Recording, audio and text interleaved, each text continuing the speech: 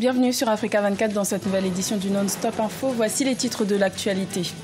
Première conférence annuelle des gouverneurs de région ce lundi 10 septembre à Yaoundé, au Cameroun. Une rencontre tenue à quelques semaines de l'élection présidentielle du 7 octobre 2018 dans un contexte de crise socio-politique. Le Mali a un nouveau gouvernement depuis le 9 septembre. Une équipe de 32 membres mêlant continuité et nouvelles arrivées avec une augmentation de la représentation de la gente féminine. 11 femmes composent ce nouvel exécutif. Et les flux financiers illicites font perdre chaque année 100 milliards de dollars à l'Afrique. Pour enrayer ce fléau, certains spécialistes incitent à l'élaboration de politiques fiscales incitatives pour générer plus de recettes. Mais tout d'abord, la dépouille de Kofi Annan est exposée depuis ce lundi 10 septembre au centre de conférence d'Accra au Ghana pour un hommage grand public. Ces obsèques nationales auront lieu ce jeudi 13 septembre à Accra. De nombreuses personnalités du monde entier y sont attendues. Des obsèques que vous fera vivre Africa 24 en direct d'Accra à partir de 8h30 GMT. La capitale camerounaise Yaoundé a abrité ce lundi 10 septembre la première conférence annuelle des gouverneurs des 10 régions du pays. Cette réunion visait entre autres à évaluer la situation sécuritaire du pays ainsi que le développement socio-économique à quelques semaines de l'élection présidentielle qui se tiendra le 7 octobre 2018. Reportage de notre correspondante Viviane Bauken. La première conférence annuelle des gouverneurs de région s'est ouverte ce 10 septembre 2018 à Yaoundé. Au cœur des discussions, la tenue sereine de l'élection présidentielle dans un contexte de crise sociopolitique. Les gouverneurs de région doivent par conséquent prendre des mesures appropriées afin que le scrutin présidentiel se tienne dans un environnement sécurisé. De toute évidence, l'élection à la magistrature suprême est un moment crucial dans la vie de la nation. C'est dire aussi à quel point nous sommes tous concernés et interpellés. En cette période de pré-campagne, le ministre de l'administration territoriale qui dirige les travaux recommande aux 10 patrons de région de coordonner les activités des partis politiques sur le terrain ainsi que le déploiement de certaines organisations internationales. Les gouverneurs de région doivent veiller au respect des dispositions légales qui encadrent les activités des partis politiques et des ONG durant toute la période électorale. L'autorité de l'État doit être respectée par les acteurs politiques. La loi, c'est la loi.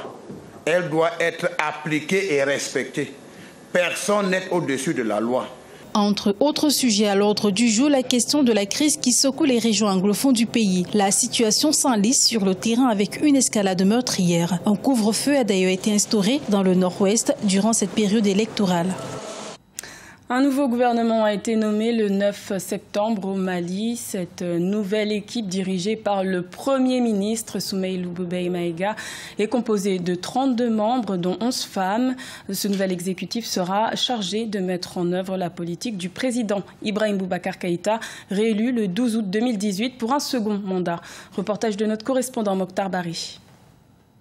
Après sa reconduction le 4 septembre 2018, c'est ce dimanche 9 septembre que le gouvernement du Premier ministre Soumeylou Boubèye Maïga a été révélé. C'est une équipe de 32 membres avec pour mission première l'organisation des prochaines élections législatives. On note des départs comme celui de Tieman Hubert Koulibaly, Abdraman Silla ou Mohamed El Mokhtar.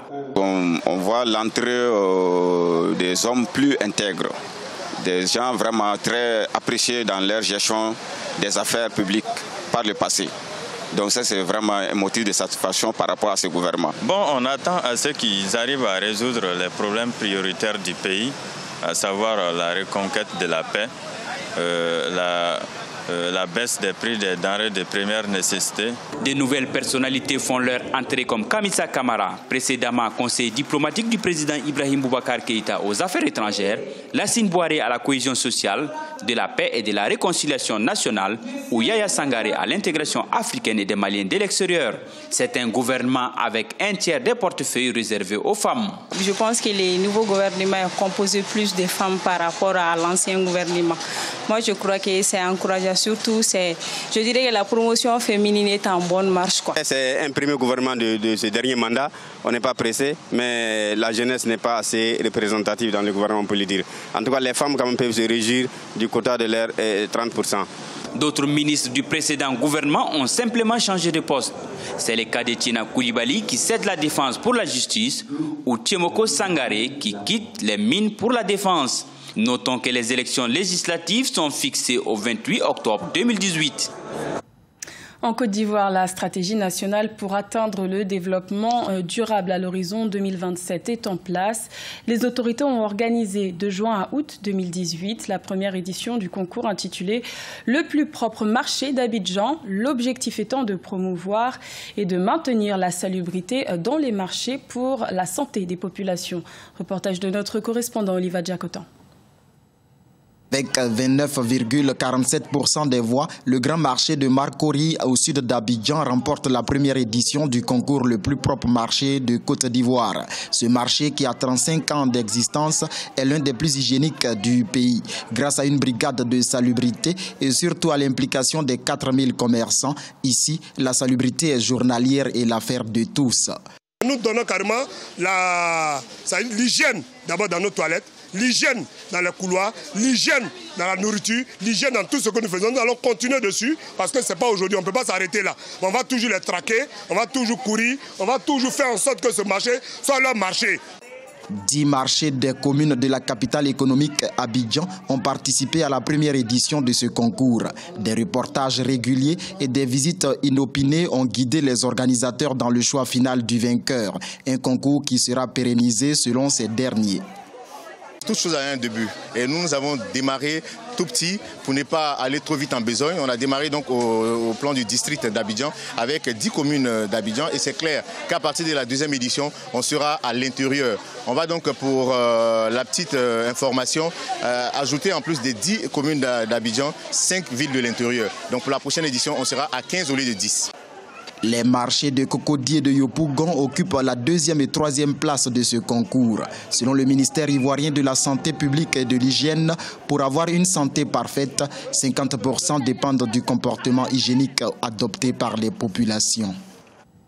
Le continent africain peine à venir à bout des évasions et des fraudes fiscales qui représentent un manque à gagner de 100 milliards de dollars par an. Pour certains spécialistes, il est impératif que les États africains mettent en place des politiques fiscales incitatives, cohérentes et efficientes, en incluant notamment la société civile. Plus de détails avec Ibrahim Adjoumaba. Les pays africains perdent jusqu'à 100 milliards de dollars par an à cause des flux financiers illicites. Les spécialistes invitent les États africains à élaborer des politiques fiscales incitatives pour engranger plus de recettes. Pour que la politique fiscale en place soit acceptée, il faut qu'elle soit comprise et pour cela, il faut éviter les systèmes d'imposition trop complexes, comme c'est le cas dans de nombreux pays africains. Il faut privilégier des politiques fiscales simples et comprises par le plus grand nombre, car plus le système d'imposition est compris, plus il est accepté et plus les recettes fiscales sont importantes. La fraude fiscale et l'évasion fiscale sont devenus des fléaux qui gangrènent les économies africaines. Si tous les secteurs sont concernés, certains spécialistes pointent du doigt les industries extractives. Selon eux, la société civile a un rôle important à jouer dans la mobilisation des recettes fiscales. Je pense que la société civile a la responsabilité d'éduquer le public et de produire des données. Il faut donner à la société civile l'autorité et la responsabilité morale pour parler de l'allocation de ces taxes, car elle a un rôle important dans la sensibilisation, la mobilisation et l'estimation des processus. Sans les flux financiers illicites, le capital action de l'Afrique aurait augmenté de 60% et le taux d'investissement intérieur au produit intérieur brut serait passé de 19 à 30%. Le Nigeria a par exemple instauré un régime d'amnistie fiscale visant à résorber le déficit du budget des infrastructures estimé à 25 milliards de dollars. À la rencontre à présent de Juste Parfait, c'est l'une des figures montantes de la comédie et de l'humour. Depuis ses débuts au sein du collectif Braza Comedy Show, il a participé à plusieurs films et plusieurs séries télévisées congolaises. Son humour a d'ailleurs été primé en 2017. Un portrait à découvrir dans ce reportage de Deva Panzo. Pour Juste Parfait, l'humour est le plus beau métier du monde. Originaire de Pointe-Noire, il a fait de l'humour sa passion, son métier depuis 2014. Il a débuté par l'art théâtral, mais aujourd'hui, malgré ses diplômes, l'humour reste son principal emploi. Au départ, on qualifiait mon humour d'humour intellectuel, si je peux dire ça.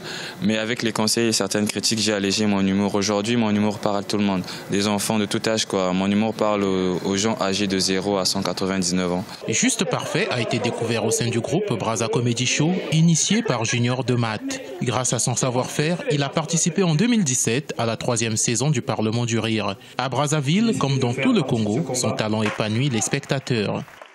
En tant qu'humoriste, la première fois, ma première saison au Parlement du Rire, où j'ai rencontré les stars de mon enfance, les gens que j'aimais voir à la télé, qui m'ont appelé collègue. Ça, c'est l'un des moments les plus beaux de ma carrière jusqu'à présent. Juste Parfait a tous les moyens pour satisfaire.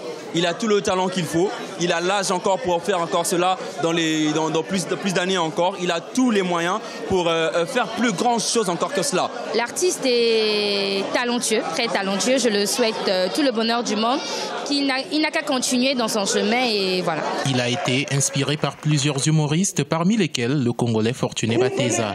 Juste Parfait a été désigné dans la catégorie meilleur comédien congolais au Sanza de Foa en 2017. L'humoriste et comédien se prépare pour le Festival du Rire Touséo à Brazzaville, qui aura lieu du 25 au 27 octobre 2018.